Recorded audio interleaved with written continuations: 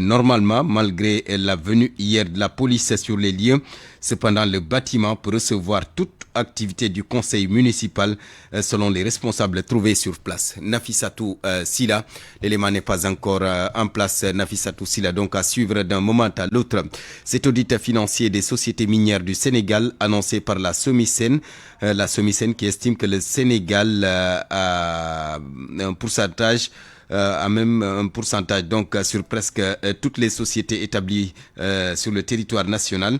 L'ex-Africa et un ancien président de la commission communication à l'ITIE sont en phase, mais espèrent que l'État fera preuve d'efficacité et surtout de respect des lois dans la procédure. Seydou Nourouba. Il n'y a qu'une seule voie pour renégocier les contrats miniers. Abdul Aziz Diop, ancien membre du comité directeur de la coalition Publiez ce que vous payez, ancien président de la commission communication du comité national de l'ITIE. La seule voie pour aller vers une renégociation, c'est surtout la revue de la loi 2016-2032. Un audit financier des sociétés minières du Sénégal, oui, mais Eliman Kane, président de l'association Lex-Africa, pense qu'il faut bien informer le public et surtout respecter les lois dans la procédure d'audit. Nous aurions souhaité de la part de SOMISEN de faire le travail correctement sur la base des dispositifs légaux qui existent. Il s'agit, dans un audit, de vérifier si la loi a été bien respectée. Naturellement, le code minier qui donne 10% à l'État à chaque entreprise. S'il y a des transactions qui ont été faites par le passé, qui ne sont pas conformes à la loi, il faut les relever bien évidemment et corriger. Mais nous espérons que ce travail va se faire de façon très sereine, c'est-à-dire que nous attendions même un communiqué à l'issue de ce travail d'audit. Le fait de l'annoncer, ça ne doit pas nous amener à rester sur un effet d'annonce ou une utilisation à d'autres fins qu'une fin républicaine, à savoir la gestion efficace des ressources naturelles. Le Sénégal n'est pas encore un pays minier, gazier ou encore pétrolier, donc il faut travailler à profiter de ces ressources. Abdelaziz Diop. Entre acteurs, nous devons tous travailler pour que ces ressources puissent profiter. Même l'article 25 dit que la Constitution dit que les ressources naturelles appartiennent au peuple, d'accord, quand c'est dans le sous-sol. Mais quand les ressources sont extraites ou les conventions accordées à des entreprises étrangères pour 25 ans, qu'est-ce que le peuple y gagne?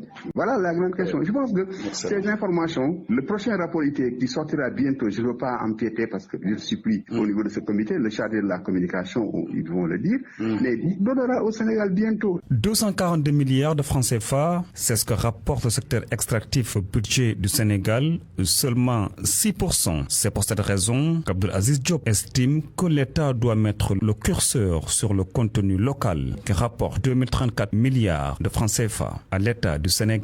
Seydou Nourouba, je vous l'annonçais tantôt, le building communal, une autre entité de la mairie de Dakar. Les activités s'y déroulent normalement malgré la venue hier de la police sur les lieux. Cependant, le bâtiment pour recevoir toute activité du conseil municipal. Nafissatou Sila.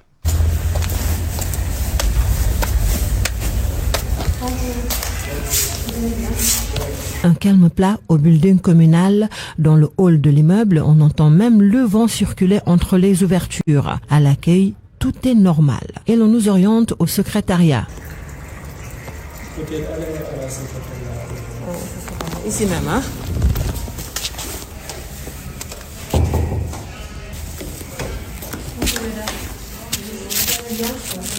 Ici, les secrétaires sont concentrés sur leur dossier. Ici, au niveau du building communal, on n'a pas ce problème. Il n'y a aucune obstruction, quelque chose de ce genre. On est en train de faire notre travail comme d'habitude. On vient le matin et on rentre l'après-midi.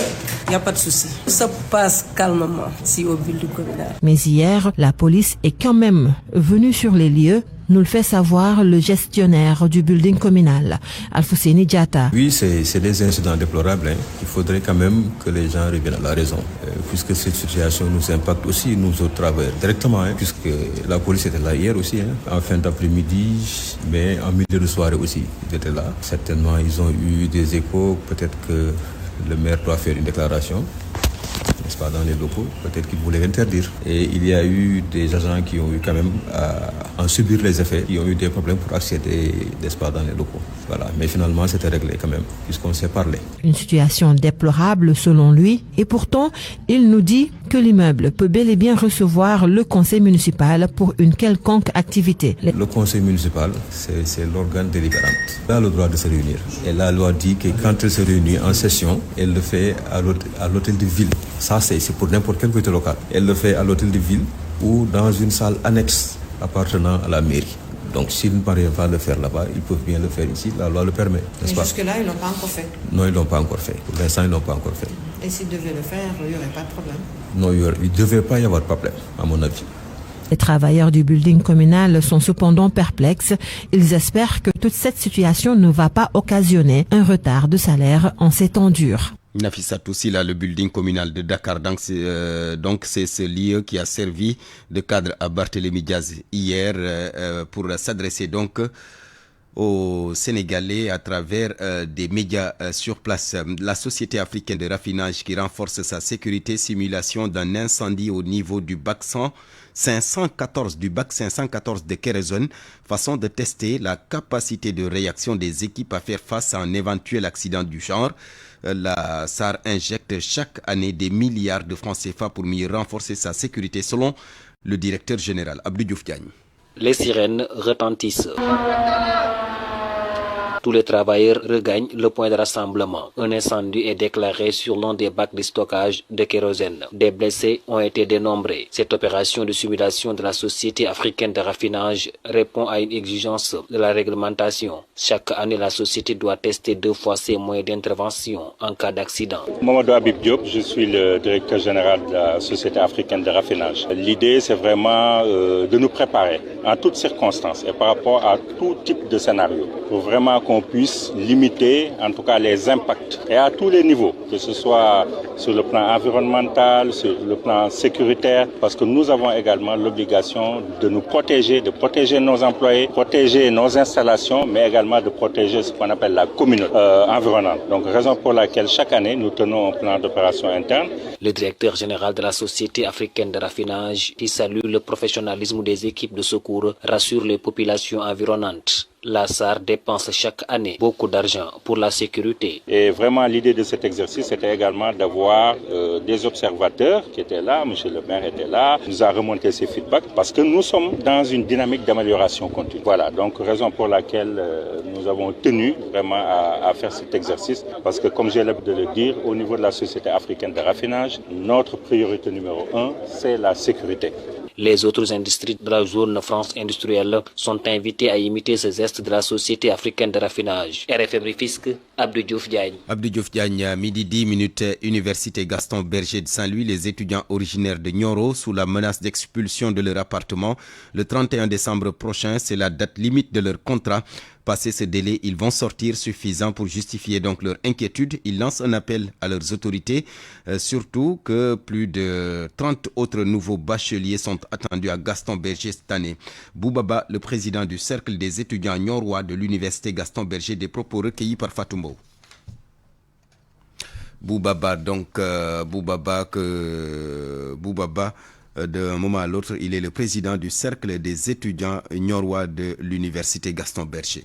Actuellement, le problème que nous rencontrons, c'est un problème lié au logement. Parce qu'il y a de cela 3 ans, nous avons un appartement qui logeait plus de 50 bacheliers et tout, 50 étudiants. Le contrat de cet appartement va expirer le 31 décembre à 23h59. Et depuis lors, on est en train de chercher par tous les voies les moyens pour renouveler ce contrat-là. On n'arrive pas à joindre les deux bouts pour pouvoir renouveler le contrat. Et on a cherché un peu partout de l'argent ou bien des moyens pour pouvoir renouveler ce contrat, mais jusqu'à là, ça n'a pas marché. Si cet appartement est perdu, plus de 30 bacheliers orientés ici à l'université Gaston Berger de Saint-Louis risquent de ne pas étudier dans de bonnes conditions, parce que dans cette université-là, il n'y a pas de place pour loger un bachelier. Donc, le seul moyen que nous avons, c'est cet appartement-là qu'on doit renouveler le contrat pour ces bacheliers qui doivent venir ici à l'université. Dès l'ouverture de cette semaine-là, puissent étudier dans de bonnes conditions. Donc, nous lançons un appel à toutes ces autorités noroises, à toute la population, qu'elles nous viennent en aide pour pouvoir régler cette situation définitivement. Si on n'a pas trouvé une solution, nous risquons d'être délogés. Kermassar, l'association des Serigne Dara qui sollicite un accompagnement des autorités en vue de la mise en place de cantines scolaires dans les Dara, en plus d'une prise en charge médicale des talibés, souhait exprimé en marge d'une journée de renforcement de capacité des Serigne Dara. Sokhna Nafissatou Ndiaye, porte-parole du jour au micro d'Aminata Ba. Nous voulons moderniser les Dara, c'est-à-dire changer les conditions de vie des Ndongo Dara, améliorer leur situation, leur apporter plus d'aisance dans leurs apprentissages. Nous voulons que les enfants du Dara puissent avoir les mêmes conditions d'enseignement que les enfants qui sont à l'école classique. On nous a appris comment on doit encadrer les enfants, surtout pour les apprentissages. Nous le faisons pour moderniser les Dara, permettre aux enfants d'aller à l'avant et avoir tous les moyens possibles d'apprendre aisément et bien pour pouvoir réussir dans leur vie quotidienne. Au niveau du département, c'est-à-dire nous voulons que l'État, en priorité, nos représentants communautaires, puissent appuyer les Dara sur tous les plans, sur le plan pédagogique, sur le plan de formation et surtout sur comment les enfants puissent vivre aisément sans mendier. C'est ce que nous voulons surtout. Donc la formation est prioritaire parce qu'on ne peut pas enseigner sans apprendre. Les populations de Bandoulou, tout couleur, c'est dans la région de Fatick, qui interpellent les services des eaux et forêts. Les arbres qui longent la route entre Passy et leur village doivent être élagués. Ces arbres gênent la circulation ou la visibilité donc sur ce tronçon et causent même de nombreux accidents. La dernière victime a été un élève en classe de seconde au lycée de Passy. Il a été mortellement heurté par un camion hier jeudi. Il a été inhumé dans l'après-midi. Les autorités académiques de la région de Fatick ont assisté à l'enterrement. On écoute là-dessus Bokar Diallo, enseignant originaire du village de Bandoulou Toucouleur, propos recueillis par Aminata Goudiaby. Les populations de Bandoulou ainsi que la communauté éducative se sont réveillées dans l'émoi et la consternation suite à la mort accidentelle du jeune Omar Diallo qui était en classe de seconde au lycée de Passy. Donc comme vous le savez, chaque jour les élèves de Bandoulou quittent matinalement leur village pour aller au lycée de Passy. Et c'est ainsi que malheureusement un groupe de personnes a failli être mortellement faussé par un véhicule immatriculé gambien qui venait de Kaolack. Et nous interpellons les services des eaux et forêts parce que des deux bords du goudron sont presque engloutis par des arbres véritablement qui inondent le goudron au point que si les gens se positionnent des sens inverses, ils ne peuvent même pas se voir. Donc ça peut également être l'une des principales causes qui sont à l'origine véritablement de ce qui s'est passé. Les autorités éducatives de Bandoulou, le principal, le proviseur du lycée de Passy et l'IA de Fatick étaient sur place. RFM, l'info, c'est ici. L'info, c'est ici. COSUEL qui lance ses activités à Ziguinchor. Lors du CRD organisé à cet effet, le Comité sénégalais pour la sécurité des usagers d'électricité a engagé une campagne de sensibilisation relative au contrôle de la conformité des installations électriques intérieures. Cette campagne vise les locaux à usage d'habitation, certains établissements du public et les immeubles à grande hauteur. Là-dessus, nous écoutons Lamine Fall, le coordonnateur des agences régionales de COSUEL, propos recueillis par Lamine Ba. La norme qui est établie, c'est la norme NS 0101. C'est la norme qui gère tout ce qui est installation électrique intérieure. Quand on parle d'installation électrique intérieure, c'est à partir des bornes aval du disjoncteur de branchement, tous les circuits à l'intérieur du bâtiment. On a constaté que cette partie-là, auparavant, ce n'était pas contrôlée par une structure. C'est pourquoi l'État a mis sur place COSUEL pour permettre que cette partie soit vérifiée et une attestation de conformité soit délivrée avant la mise en service de cette installation, avant l'alimentation par le distributeur d'énergie. Oui, il y a beaucoup de risques. Il y a les risques d'incendie, il y a les risques d'électrocution, il y a les risques aussi d'électrisation. Donc ce n'est pas bon pour les usagers. C'est pourquoi l'État, qui est garant de la sécurité de la population, a mis sur place ce comité pour veiller aux sécurités de ces installations pour sécuriser les usagers. Non, ça veut dire que quand votre installation n'est pas conforme, vous n'aurez pas de courant. Parce que le distributeur, avant d'alimenter le client, un usager, obligatoirement, il faut la présentation d'une attestation qui sera délivrée par COSUEL. Tant que l'attestation n'est pas délivrée, tout distributeur d'énergie n'aura pas le droit d'alimenter, de poser un compteur pour un mètre. La protection sociale, justement, une préoccupation à Fatick. Il est même annoncé là-bas à Fatick la mise en place d'un pôle régional de coordination pour une cohérence des interventions. Cette instance va regrouper les acteurs qui évoluent dans le domaine et les ONG partenaires de l'État. Une rencontre a eu lieu dans le but de renforcer les capacités des acteurs. La direction de la protection sociale souhaite sensibiliser sur les nouvelles stratégies mises en place. Aminata Goudiaby. Les acteurs régionaux de la protection sociale vont désormais unir leurs forces et leurs compétences. Ils vont être réunis autour d'une seule instance pour une meilleure efficacité des interventions. Dominique Oumonofène Diouf est l'adjoint du gouverneur de Fatick chargé du développement. Un pôle régional de coordination en matière de protection sociale qui va rassembler tous les acteurs, les services déconcentrés qui interviennent en matière de protection sociale, mais aussi qui va permettre à tous les ONG qui interviennent dans la région de Fatick d'avoir des interlocuteurs avec des données fiables pour atteindre l'objectif de protection sociale qui est visé. La protection sociale au Sénégal va subir des réformes. La stratégie nationale sera revisitée. Les acteurs de la région de Fatick sont initiés à ces changements depuis hier à travers un atelier de renforcement. Pape Malick Nying, directeur de la gestion des programmes de filets sociaux à la délégation générale, à la protection sociale et à la solidarité nationale. La stratégie nationale de protection sociale sera revisitée pour prendre en compte les nouvelles préoccupations, les préoccupations de la région. Je pense que sur les aspects liés à l'analyse des besoins, ce matin, nous sommes parvenus à identifier pas mal de problématiques. Parmi les problématiques soulevées par les participants à l'atelier, les inondations dans la région de Fatick, les dispositifs de riposte seront améliorés. Des systèmes adaptatifs réactifs au choc qui doivent être déclenchés très rapidement et comme vous le savez, le Sénégal en dispose. Mais nous avons pensé que par rapport à la stratégie nationale actuelle, il faut apporter des améliorations. En ce qui concerne les tracasseries liées au paiement des bourses de sécurité familiale, des assurances sont aussi données. Un mode de paiement digitalisé, plus adapté, va être mis en place. Aminato Goudiaby, Fatick RFM. À 15 jours de la campagne de commercialisation de l'arachide, le directeur général de la Sonacos tire un bilan à mi-parcours, un bilan satisfaisant. Plus de 2000 tonnes d'arachides collectées par jour. Il espère d'ici février, il espère donc que la situation sera beaucoup plus prometteuse. Eladj Ndan Diagne, le directeur de la Sonacos, au téléphone avec Oumou Kalsoumli. On fait un travail extraordinaire en nous amenant beaucoup de graines dans nos différentes usines. Il y a Ziguinchor qui démarre avec un peu plus de lenteur parce que au sud ils ont donc un cycle un peu plus long. Le cycle au sud c'est 120 jours, mais quand même il y a des arrivées là-bas. Par exemple, rien qu'hier on a déchargé quelque chose comme plus de 300 tonnes à Ziguinchor et toutes les autres usines aussi sont en train d'avoir une assez bonne cadence. Aujourd'hui, je peux dire qu'on a déjà touché 2000 tonnes par jour et bientôt on va aller à une cadence qui va monter plus que cela. Donc on peut dire que la situation est satisfaisante. La situation est assez satisfaisante, je dirais. Et peut-être, je pense bien que à partir de maintenant jusqu'en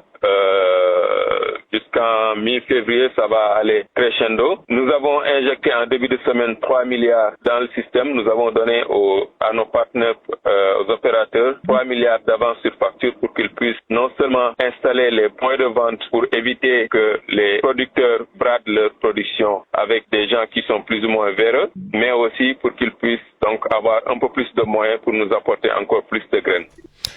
La zone de libre-échange continentale adoptée en 2018, depuis lors, des lenteurs ont été notées dans la mise en œuvre. Sur les 54 États signataires, seuls 8 l'ont mis en œuvre, ce qui inquiète les professionnels du commerce venus de différents pays membres de la ZLECAf. Ils réclament une implication de la société civile, du secteur privé et des États membres en tant que tels. Souleymane Baro, directeur exécutif du Centre africain pour le commerce, l'intégration et le développement, au micro de Neymati Dieng. Cet instrument de politique commerciale qui est la zone de libre-échange continentale devrait être une aubaine pour le secteur privé parce que ça leur permet de pouvoir se déployer au-delà de leurs frontières naturelles, au-delà de leurs frontières habituelles pour pouvoir gagner chez les autres marchés africains. En ce qui concerne maintenant la société civile, il faut les capacités à pouvoir comprendre les différentes notions liées à la zone de libre-échange continentale pour que cette société civile africaine puisse faire le portage politique mais également pour pouvoir porter le plaidoyer auprès de nos autorités. Nous avons également invité les États. Parmi les États, c'est les différents ministères des différents pays francophones parce que c'est eux qui ont eu à participer à la table des négociations. Ils ont été des négociateurs en chef. Donc, grosso modo, cet atelier, c'est de pouvoir faire le suivi, mais également l'état d'avancement de la mise en œuvre de la zone de libre-échange continentale qui, comme vous le savez, a été adoptée depuis 2018 à Kigali et est rentrée en vigueur depuis 2021. Mais aujourd'hui, on se rend compte que la mise en œuvre est à son état de de balbutiement. Donc il faut dire que depuis la rentrée en vigueur, il y a jusque 7 à 8 États qui l'ont mis en œuvre. Ce retard, je pense, est dû un peu à la nomenclature même de l'accord, mais également aux défis liés également à l'accompagnement du secteur privé. Donc c'est pourquoi le secrétariat de la zone de libre-échange continentale qui est basé au Ghana a lancé un certain nombre d'instruments d'accompagnement. Parmi ces instruments d'accompagnement, nous pouvons citer ce qu'on appelle l'initiative du commerce guidé. L'insécurité qui gagne du terrain à Afé-Djolof, c'est dans le département de Linguère. Les malfaiteurs règnent en maître dans cette localité. Un père de famille a été même grièvement blessé lors d'une attaque dans la nuit du mercredi au jeudi. Face à cette situation, le maire de la commune de Afé-Djolof demande aux autorités de renforcer la sécurité dans sa localité. Cheikh Niang avec Baye Hassan Diaw. Vers 3h du matin, vers 3h du matin, les malfaiteurs se sont introduits dans la maison de Moudou et même dans sa chambre. Quand il est sorti pour voir ce qui s'est passé, ils lui ont asséné des coups de machette, le blessant grièvement. Il a été évacué dans un premier temps au centre de santé de Dara, puis à l'hôpital Magatlou de Linguère. Ces bandits ont fait aussi éruption dans 2 à 3 autres maisons où ils ont volé des téléphones portables et d'autres objets. Après, ils ont réussi à s'enfuir. Ce n'est pas la première fois que de telles choses se passent à Afé. Vraiment, nous vivons dans l'insécurité. C'est pourquoi je lance un appel aux autorités, le président de la République en tête, mais aussi le Premier ministre et le ministre des Forces armées. Nous leur demandons de renforcer notre sécurité à travers une brigade de gendarmerie. C'est vrai qu'il y a une brigade à Dara, mais elle est éloignée. Ils nous ont même installé ici un poste de gendarmerie, mais il n'est pas encore fonctionnel faute de gens. Si les autorités ne réagissent pas, les populations risquent de prendre elles-mêmes leur sécurité et cette justice populaire risque d'entraîner des situations dramatiques. Avant d'accueillir Georges Déthié Diop, notez que ce 20 décembre, l'on se souvient du poète Léopold Sédar Senghor, premier président du Sénégal indépendant. Il a dirigé le pays de 1960 à 1980. Léopold Sédar Senghor fut aussi le premier Africain à siéger à l'Académie française. Commémoration ce jour donc du 23e anniversaire de sa disparition. Série d'activités au programme en souvenir de ce digne fils de Chawal. RFM. L'actualité internationale. Georges Déthié Diop, bonjour. Bonjour Barthélémy. Le Ghana d'abord, où plusieurs centres de compilation des résultats des élections ont été la cible d'attaques. La commission électorale fait état d'incidents violents dans 9 centres de dépouillement lors des élections générales du 7 décembre dernier. Elle a d'ailleurs suspendu les opérations de recomptage dans certaines circonscriptions.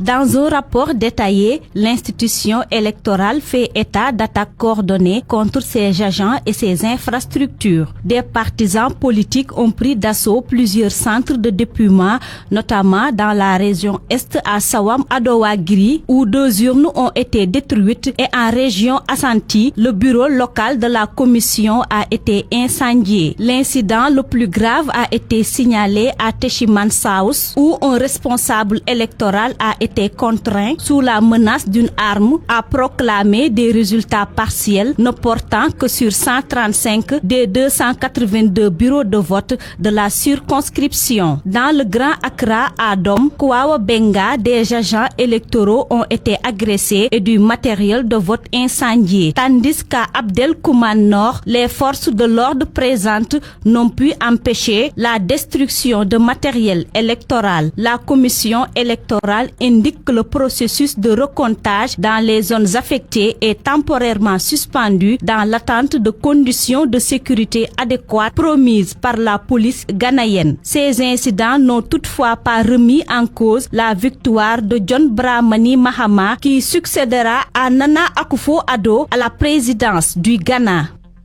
Le Tchad veut un retrait des troupes françaises d'ici un mois. Le Tchad exige son départ des forces françaises avant le 31 janvier. Selon RFI, Paris a reçu hier la demande, ce que le Tchad confirme. Selon Paris, les négociations sont toujours en cours. C'est le 28 novembre dernier que le gouvernement tchadien a annoncé la rupture des accords de coopération de défense et de sécurité avec la France. La France a entamé son retrait sur les 3 Mirage 2000 présents au Tchad. 2 ont quitté la base aérienne d'Adi Kosei, direction la France. La libération de 4 Français détenus au Burkina Faso, le JIMA, le groupe d'initiative pour une médiation à l'africaine, salue le rôle joué par le roi du Maroc, sa médiation qui a été un succès. Le JIMA se félicite de l'intervention de Mohamed VI dans la situation au Niger, notamment le cas du président déchu Mohamed Bazoum. Le président du JIMA, El Hadj Maodo Malik Maï. Le JIMA éprouve un sentiment de légitime satisfaction, voyant en notant que cette médiation réussie par le roi du Maroc, Mohamed VI, en obtenant la libération de ces 4 citoyens français détenus à Ouagadougou par la junte militaire en place depuis détenus donc depuis 1 an à Ouagadougou. Et ce n'est pas que ça, nous avons vu également les efforts que le souverain marocain est en train de déployer pour tirer d'affaire l'ancien chef de l'État Bazoum du Niger en détention, déchu et en détention à Niamey. Tout ceci nous oblige en tout cas à adresser nos vives félicitations au roi du Maroc et à noter que le résultat de cette médiation du souverain marocain illustre parfaitement les capacités des dirigeants et des fils d'Afrique à résoudre avec des méthodes et des mécanismes endogènes tous les conflits qui surgissent sur notre continent conformément à la doctrine privilégiée du JIMA, c'est-à-dire des solutions africaines aux crises africaines, des solutions locales aux crises locales. Georges Déthié Diop, ce deuil national en France après le passage du cyclone Chido à Mayotte. Emmanuel Macron a décrété une journée de deuil national le 23 décembre en hommage aux victimes. Selon les autorités françaises, 31 personnes ont perdu la vie et plus de 1500 ont été blessées, dont 200 grièvement. Un bilan qui pourrait s'alourdir, de nombreuses victimes n'ayant pas encore été signalées. Macron a quitté l'archipel ce vendredi, après une visite de 2 jours pour évaluer les dégâts. Au moins 8 morts dans un naufrage d'un bateau de migrants au large de la Grèce, selon les gardes-côtes. La vedette qui transportait les migrants a chaviré alors qu'elle tentait de prendre la fuite. 18 personnes ont pu être secourues. 2 journalistes turcs tués dans le nord de la Syrie, à environ 100 km à l'est de Alep. Leur voiture a été touchée par une explosion. Ces journalistes couvraient des affrontements entre des combattants soutenus d'un côté par la Turquie et de l'autre par les États-Unis. Merci beaucoup Georges Déthié Diop. Parole aux auditeurs. L'actualité, qu'en pensez-vous? Moi, je pense que vous devez. Réagissez dans nos éditions d'information sur l'actualité. Bonjour. Du lundi au vendredi, vous avez la parole sur RFM. Point de vue, débat sur la situation actuelle du Parti socialiste, analyse et perspective. Le prétexte, la commémoration du 23e anniversaire de la disparition du président Léopold Sédar Senghor, le père fondateur du PS. Pour en parler, nous serons avec Abdou Fattah Fall, analyste politique, et Pape Amadou Fall, lui également analyste politique. RFM Sport. Bienvenue Malal Diagne Junior. Merci Barthélémy. Du football d'abord, la Ligue 1, on joue la 9e journée ce week-end. Avec ces rencontres prévues demain samedi, Diamono Fatick reçoit l'équipe du Casa Sport. La Sonacos défie Agel de Rufisque. Walidan sera l'hôte de Guédiawaye Football Club. Pour la Ligue 2, on jouera également demain samedi Niary Tally contre Esamaï FC, Djambar contre ASC Bambey.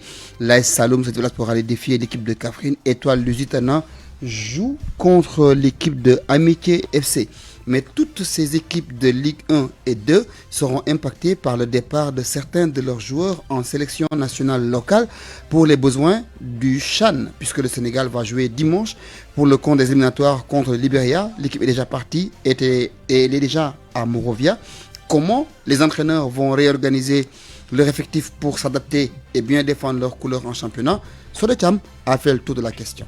La 9e journée de la Ligue 1 sénégalaise va se jouer ce week-end avec certains clubs qui verront leur équipe décimée puisque certains de leurs joueurs sont actuellement en sélection locale. C'est le cas de club l'AS Pikine avec son portier Amar Fall, l'un de ses défenseurs Modou Sey et l'attaquant Ibrahima Dian. Son adversaire qu'il va accueillir au stade Alassane Djigo est aussi dans la même situation. Teungueth Football Club va se déplacer sans son portier Marc-Philippe Diouf et ses défenseurs Baye Hassan Ciss et Joseph Laïs Samb. L'autre équipe L'équipe le plus impactée d'ailleurs est le Jaraaf de Dakar avec 2 milieux de terrain, à savoir Mahaben Ahmaba et Serigne Mortar Koité, mais aussi 2 de ses attaquants, Almami Mataoufal et Babacar Sarr. Pour Malik Daf, c'est un mal pour un bien. C'est l'occasion ou jamais pour moi de donner la chance aux autres. Donc on se focus sur le match contre le Gorée parce que pour moi, il n'y a pas de problème sur ça. Ceux qui sont partis vont être remplacés valablement et ceux qui sont là donneront le maximum pour essayer de gommer tout ça. Et ça aussi, un entraîneur,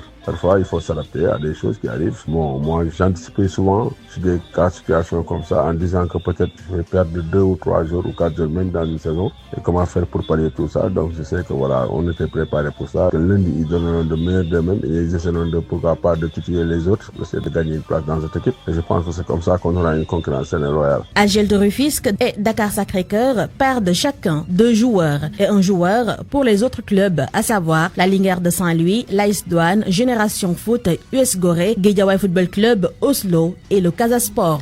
Soda Cham, depuis les Bisbi avec le ministre des Sports du Cameroun, Samuel Eto'o, n'avait plus fait de sortie dans les médias. Le président de la Fédération camerounaise de football, ancien ballon d'or, ancien numéro 9 du Barça, a parlé de l'état actuel de la Fédération camerounaise de football, de l'état d'avancement du projet qu'il avait conduit et proposé aux Camerounais, mais également de son avenir.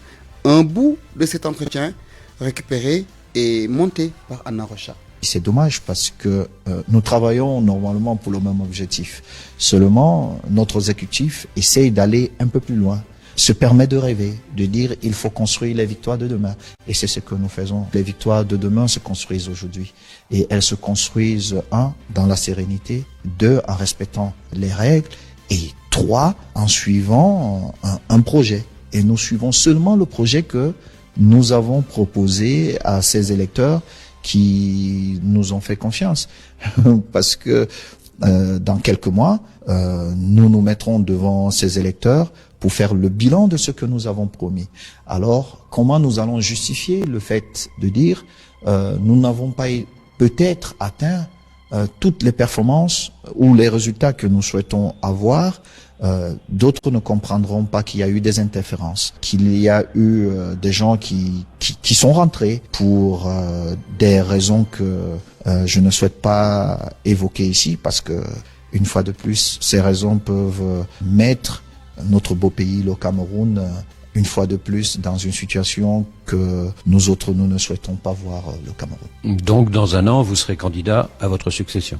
Écoutez, nous avons encore plusieurs mois devant nous. Nous verrons. C'était vraiment une année difficile. Je verrai avec les partenaires, ceux qui m'ont fait confiance. Et en fonction de ça, nous allons nous prononcer le moment venu. Ouais, Samuel Eto'o, Dakar, capitale du sport travailliste africain ce week-end. Avec la présence de 10 pays qui vont participer aux compétitions organisées par la Confédération africaine de sport travailliste, Badara Ndiaye, président de la Fédération sénégalaise de sport travailliste, revient sur les compétitions avec Cheikh Tidiane Diagne. Nous avons accueilli les 2e Jeux africains des travailleurs et en marge aussi le congrès continental de l'Organisation du sport africain travailliste et amateur, qui s'est tenu à Saly du 15 au 18 décembre. Et c'est ce 18 décembre même que nous avons organisé la réunion technique pour harmoniser sur l'organisation pratique des Jeux. Et hier, c'était l'ouverture officielle. Véritablement, ça s'est très bien déroulé avec le défilé des équipes qui doivent participer. Et dans le congrès, nous avons 18 pays qui ont participé. Dans les Jeux africains, il y a 10 pays qui doivent participer sur cette discipline. Donc, la cérémonie s'est tenue hier au Stadium Marius Ndiaye avec la présence du directeur du sport de haut niveau qui a représenté Madame le ministre de la Jeunesse des Sports. Voilà donc cet élément qui me fait Barthélémy à la page des sports. Merci beaucoup Malal Diagne Junior. RFM, presse du jour. Bonjour Mohamed Ali Mouba. Bonjour. Révoqué de la mairie de Dakar, Barthélémy Diaz avertit Ousmane Sonko. Le jour où ils prendront la mairie, ce jour-là, ce sera le début de leurs ennuis, début de la résistance. Yeux en plein dans la lucarne, l'ex-maire de Dakar met en garde le régime en place qu'il accuse de vouloir le chuper son mandat de maire de la capitale du Sénégal. Les confrères reviennent largement sur cet entretien qu'il a accordé à des confrères de la place. Le journal L'Info se lance et relève que Barthélémy Sarge, il dit: je perdrai les batailles mais je gagnerai la guerre. Je connais la politique mieux que ces gens et je vous assure que je les aurai à l'usure. Je les aurai avec le temps. Ce sont les mêmes personnes qui ont élu Abdoulaye Wade et Macky Sall qui les ont chassés du pouvoir, non pas pour leur bilan, mais parce qu'ils étaient devenus autoritaires et respectueux de la loi, de l'état de droit. Le problème avec ces gens, c'est qu'ils veulent me démettre sans salir les mains. Ça ne se passera pas comme ça, avertit encore Barthélémy Diaz dans le journal Tribune. Il faudra vous mettre en prison. Vous n'avez pas le choix, dit-il encore. La société civile qui se réveille dénonce le comportement des forces de l'ordre qui ont bloqué l'accès de la mairie de Dakar aux conseils municipaux et de s'épancher sur la révocation de Barthélémy. Le journal sur ça leur ouvre ses colonnes. Ils disent que la décision du préfet n'est assortie d'aucune mesure visant à interdire au conseil l'accès à la mairie. Il faut veiller par ailleurs à la protection de l'intérêt public et au respect des droits fondamentaux. Dans le journal Tribune, le forum du justiciable va plus loin. Il invite les autorités administratives à s'abstenir de tout acte qui pourrait être un abus de pouvoir. En attendant, Ngoné Mbengue assure l'intérim de Barthélémy Diaz, informe le journal LAS. À la une du journal Les Échos, ce manquement ou cette violation de la loi soulevée par Doudou Wade, c'est sur la suppression du CES et du HCCT. Selon Doudou Wade, le président doit spécifier dans son décret le besoin de se limiter à la seule Assemblée nationale. Cette condition, selon lui, n'était pas respectée. Il doit convoquer le corps électoral pour approbation du projet de loi de révision. En première page du journal Point Actu, commémoration du massacre de Thiaroye, la lourde charge de Juan Branco contre Diomaye Sonko. Le journal note que l'avocat parle de trahison des autorités sénégalaises et dénonce le rapprochement avec la France. Une attaque frontale contre Ahmadou Al-Aminou Lo, secrétaire général du gouvernement du Sénégal et ancien directeur de la BCEAO, qualifié d'institution coloniale. L'activiste s'en prend aussi aux fameux camarades français de gauche présents lors de la cérémonie. Le journal Le Témoin fait focus sur le budget 2025. Le journal écrit que l'État en quête d'argent des émigrés. Le journal pointe plus de 1500 milliards de francs CFA à capter. Oui, 1500 milliards de francs CFA de la diaspora. Des bons donc à prendre auprès de 1500 milliards de francs CFA de diaspora. Donc bons à capter. Le journal vous explique tout en page intérieure. Le journal Enquête parle de l'industrialisation du Sénégal et les obstacles en cascade. Le confrère écrit qu'il y a un déficit d'infrastructures industrielles qui reste un obstacle majeur à cette industrialisation. Sud Quotidien et l'accès universel à l'eau potable en 2030 au Sénégal. C'est si proche et c'est si loin en même temps. Ziguinchor, c'est le paradoxe d'une région bien arrosée qui manque d'eau potable. Sans lui, un taux de couverture autour de 84,5% avec des disparités cependant dans les départements. Kaolack, le calvaire des fermiers, des communes en souffrent encore. À Mbour, relève encore le journal Sud Quotidien. Dans le journal Sud Quotidien, toujours note de lecture, Madiambal Diagne signe le dîner à la Maison Blanche d'y attendra. Le journal, Le Quotidien, lui aussi fait focus sur la présentation du premier roman de Madiambal. Oui, sur les routes de l'émigration. Le journaliste note que le dîner à la Maison Blanche attendra. Oui, qui raconte la filière nicaraguayenne. L'auteur dit vouloir décourager l'idée de l'aventure à travers cet ouvrage. On termine par l'impact de la poussière sur la santé. Ces 2 derniers jours, une couche de poussière limite la vue et obstrue parfois la respiration. Le journal a donné la parole à Dr Abdel Fattah Thiam, médecin chef adjoint au centre de santé et lâchement Tambindou de Anne-Belair sur mer. Selon lui, l'inhalation de cette poussière peut avoir des conséquences néfastes sur la santé des enfants. Il demande aux personnes dont souffrant d'asthme et CLH de faire très attention par conséquent. Bonne nuit à tous. Parole aux auditeurs. L'actualité, qu'en pensez-vous? Merci beaucoup Mohamed Ali Mouba. Point de vue à présent, débat sur la situation actuelle du Parti socialiste, analyse et perspective. Le prétexte, la commémoration du 23e anniversaire de la disparition du président Léopold Sédar Senghor, le père fondateur du PS. Pour en parler, nous sommes avec Abdou Fattah Fall. Monsieur Fall, bonjour. Bonjour. Oui, analyste politique. Nous sommes également avec un autre analyste politique, Pape Amadou Fall. Monsieur Fall, bonjour. Bonjour Barthélemy, bonjour monsieur Fall. De Fallen autour de moi. Voilà. C'est ça. Vous êtes bien entouré. Voilà, je suis en sécurité alors. Alors, Pape Amadou Fall, analyste politique, d'abord je vous donne la parole. Le Parti socialiste, un parti fondé par le président poète Léopold Sédar Senghor, disparu il y a de cela 23 ans, ce qui nous amène à poser le débat sur justement cette formation politique. Qui n'est plus à présenter dans le landerneau politique au Sénégal. Aujourd'hui, à vos yeux, que reste-t-il du Parti socialiste? Oui, la question est extrêmement intéressante. Que reste-t-il du Parti socialiste 1946, le bloc Léopold Sédar Senghor avait lancé, qui est devenu l'Union progressiste sénégalaise, l'UPS, ensuite qui est passé au Parti socialiste. C'est presque plus de 100 ans d'existence qui a marqué l'histoire politique de ce pays, parce que de 1960 quasiment jusqu'en 2000, ce sont les socialistes qui étaient au pouvoir, qui se sont ancrés au Benno Bokk Yakaar quand Macky Sall a lancé sa coalition et qui a rejoint Amadou Ba avec sa coalition. Aujourd'hui, il n'y a qu'un député, je devrais même dire, une députée socialiste à l'Assemblée nationale du Sénégal. Cela veut dire qu'il y a eu énormément de recul. Mais bon, je pense que... Mais aux yeux de ce qui s'est passé, qu'est-ce qui, selon vous, justifie cette décadence du Parti socialiste, si on peut se le permettre? Perdre le pouvoir au Sénégal, c'est descendre dans les enfers.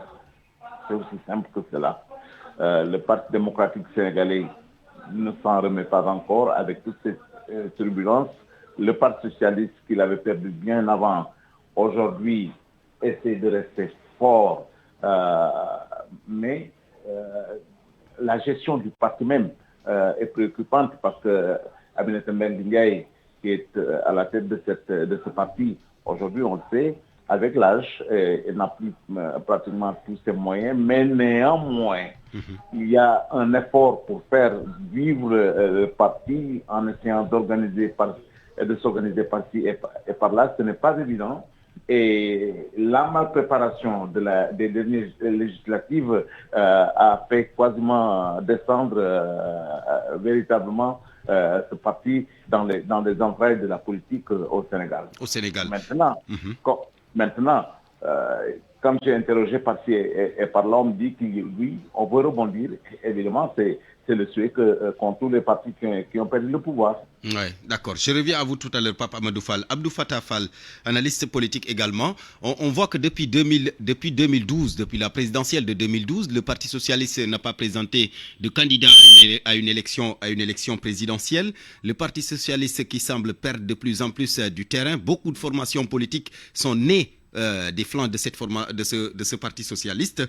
Est-ce qu'on peut dire aujourd'hui que les socialistes authentiques n'ont pas su sauvegarder ce legs du président Senghor? Comme vous disiez, en fait, le Parti socialiste, on peut le considérer un peu comme la mère de tous nos partis politiques, parce que tout est parti de ce fameux VDS, celui qui existe au PS, et la première scission entre guillemets avec Maître Abdoulaye Wade pour donner le Parti démocratique. Mais en fait, le Parti socialiste aujourd'hui paye un peu ce que l'on peut déplorer de notre parti politique, et qui est pourtant une exigence légale, c'est-à-dire nous procéder dans une certaine échelle temporelle à des congrès, une manière de prouver la vie de leur parti politique et de renouveler leurs instances. Nous avons vu que nos partis ne se conforment pas à cette disposition. Bien au contraire, ce à quoi on assiste le plus souvent, c'est un leadership très fort qui se cristallise autour d'une personne. Et en général, quand ce leadership là prend du temps et disparaît tout à coup, pour se relever derrière, c'est très compliqué parce qu'il n'y a pas une ligne qui a été tracée par rapport au renouvellement. Il n'y a pas de dauphin en général. On avait vu avec Abdou Diouf et Tanor. Mais après Tanor, vous avez vu, c'est peut-être qu'il n'a pas eu le temps de préparer un dauphin, ou en tout cas de le présenter et de tout le monde sait que voilà le dépositaire du Parti socialiste. C'est à quoi on a affiché pendant toute la marche de ce parti-là. C'est donc les scissions dans le temps. On a vu les Moustapha Niasse, les Boka, les Doudou, mais enfin, toutes les figures principales de notre pays sont parties entre guillemets de ce parti-là. C'est pas pour se répéter. Et malheureusement, par rapport à la reconfiguration qui est en train de se faire, paysage politique, pour en revenir à la commémoration de la disparition de l'ancien président Paul, il est peut-être temps de chanter le requiem de ce parti socialiste-là. Parce qu'aujourd'hui, ce qu'on constate, c'est qu'au niveau des idéologies, par exemple, ça a complètement changé. Nos partis maintenant ne se distinguent plus par idéologie, mais plutôt par les leaderships qui se dégagent de leur capacité de représentation au niveau des équipes politiques. Apparemment, parce qu'on sent nettement qu'il n'y a pas de leader charismatique au Parti socialiste. Aminata Mbengue Ndiaye, qui jusque-là dirige le parti, ne fait pas l'unanimité même au sein du Parti socialiste. Il y a des tendances. Il y a une tendance plutôt favorable à Serigne Mbaye Thiam. L'autre se tourne vers Aminata Mbengue Ndiaye. C'est un problème qui précipite la mort de ce parti. Mais absolument. Vous parlez du leadership. Serigne Mbaye Thiam, il a été là pendant longtemps avec Benno Bokk Yakaar. Mais le souci, c'est qu'il était tellement distrait par rapport à sa famille politique que l'on se demandait finalement si c'était effectivement un ministre socialiste. Pourtant, il a eu une très longue longévité au niveau du gouvernement de Benno Bokk Yakaar. Mais voilà, il s'était tellement fondu dans la masse qu'on a oublié même de parler du Parti socialiste. À partir de Mbaye Thiam, on aura peut-être un jeune, Daniel Sarr, le docteur Daniel Sarr, mais mis à part sa base de Grand Yoff, il a encore un peu de mal, peut-être que c'est une stratégie personnelle à émerger, mais derrière, c'est ça le souci en fait. Nous avons Mbengue Ndiaye, mais elle-même, elle est quasi absente depuis quelque temps de la scène politique. Alors, être un parti politique, c'est d'abord être présent au niveau de l'animation de la vie politique d'abord, et être présent aussi au niveau de la représentativité.